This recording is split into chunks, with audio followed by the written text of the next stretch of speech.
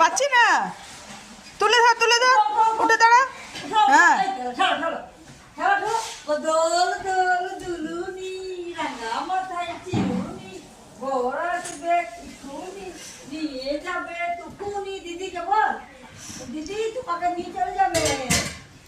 এই মা, দিদির বিয়ে দিবি তুই?